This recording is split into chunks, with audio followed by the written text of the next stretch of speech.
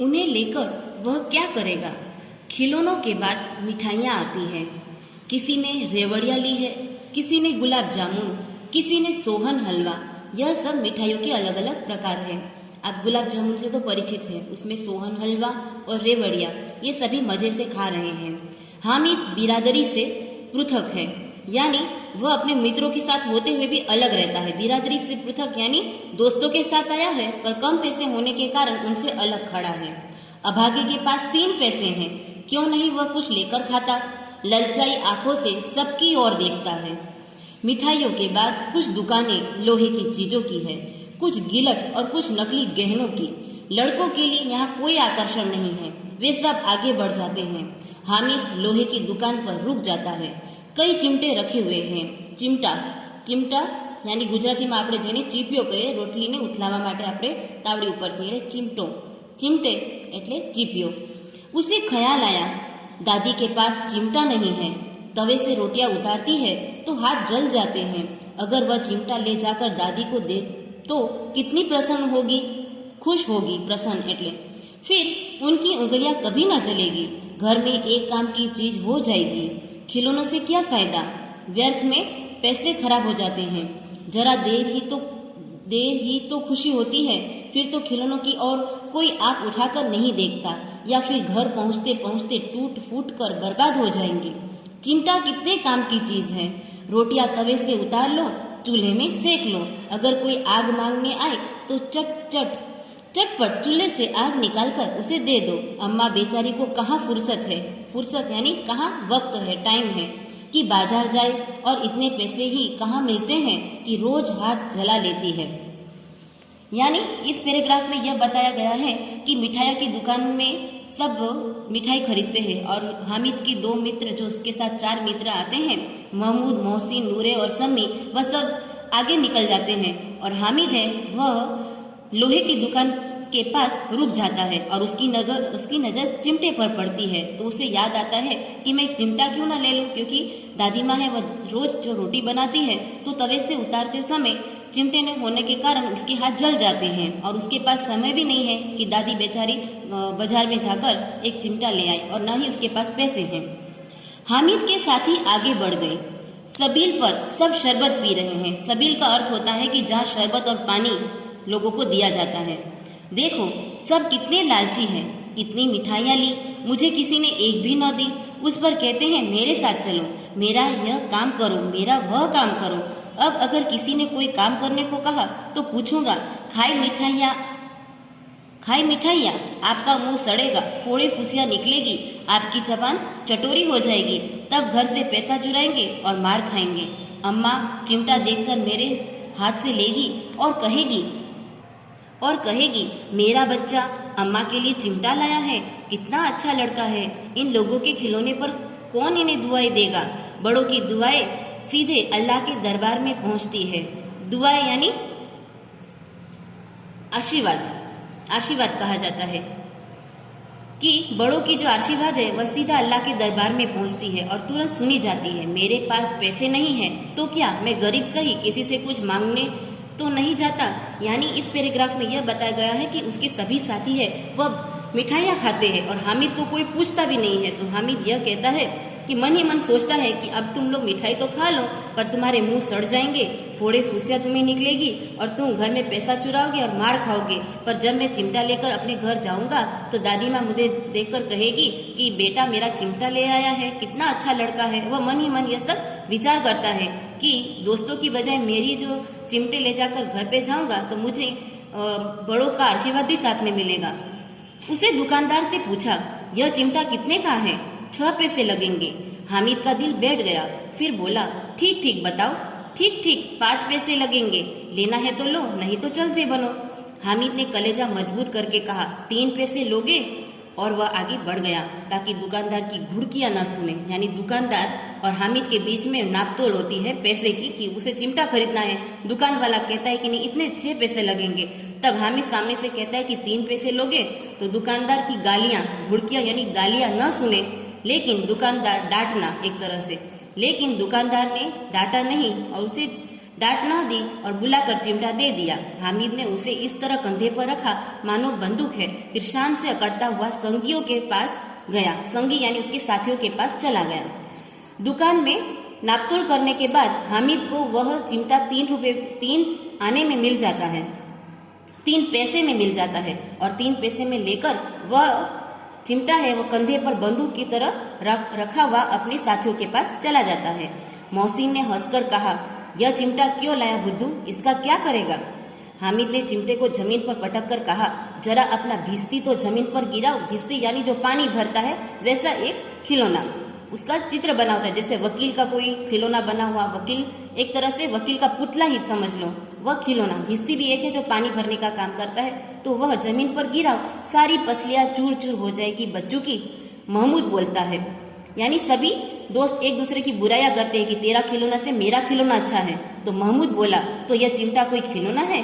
हामिद कहता है, खिलौना क्यों नहीं है, अभी कंधे पर रखा तो बंदूक हो गई, हाथ में ले लिया तो फकीरों का चिमटा हो गया।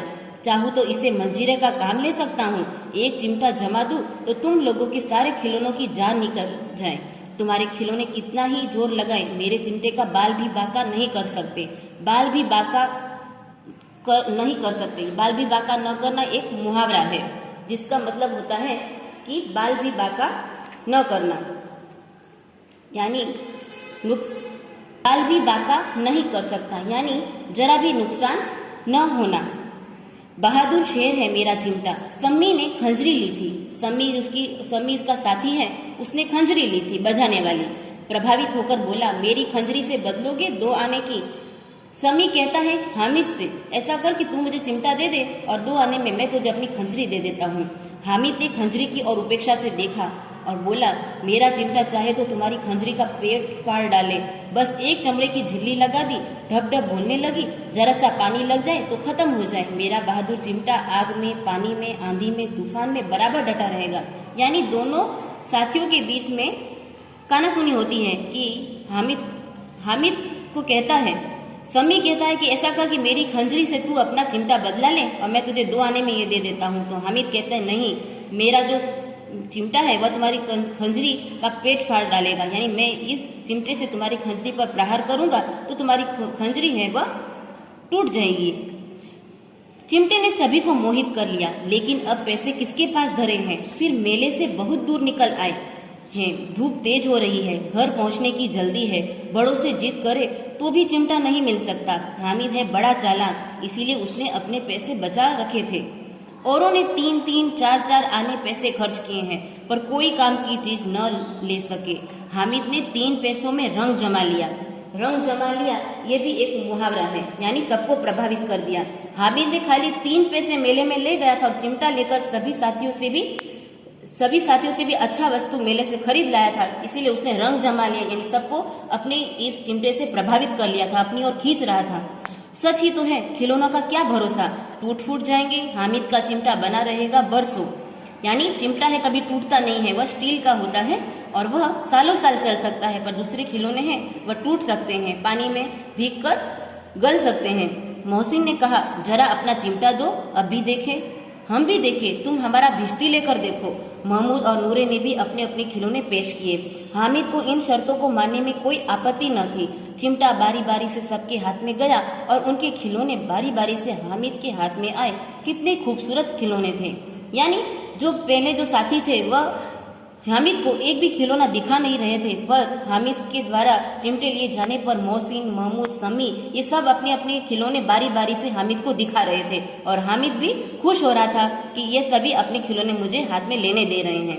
रास्ते में महमूद को भूख लगी, उसके बाप ने केले खाने को दिए। महमूद ने केवल हामिद को अपना साथी बनाया, उसके अन्य मित्र मुंह ताकते रह गए। यह सब उसके चिमटे का प्रभाव था। मुंह ताकते रह गए यानी चकित हो जाना, यानी हामिद को, महमूद नाम का जो साथी था उसने हामिद को अपना साथी बनाया और उसे केले भी दिए तो वह खुश हो गया था। 11 बजे सारे गांव में हलचल मच गई। मेले वाले लौट आए। मोहसिन की छोटी बहन ने दौड़कर भिश्ती उसके हाथ से छीन लिया और मारे खुशी से उछली तो मियाँ भिश्ती नीचे आ रहे और सुरलोक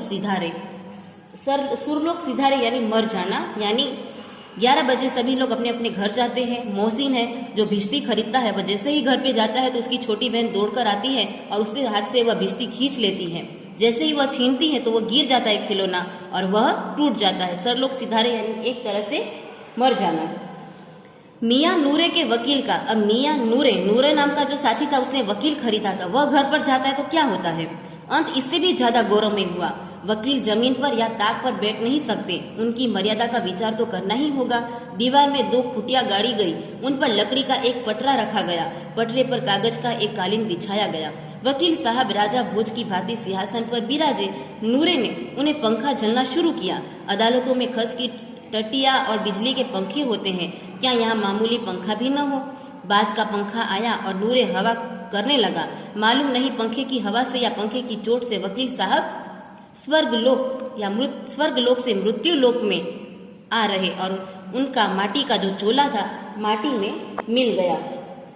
यानी माटी का चोला माटी में मिल गया मुहावरा है, यानी एक तरह से मर जाना। यानी वकील जो नूरे ने वकील जो खिलौना खरीदा था वह भी उसको पंखा जैसे देने जा रहा था, लकड़ी का पंखा, उस पंखे से टकरा कर यह वकील भी खिलौना टूट जाता है और वह भी मर जाता है।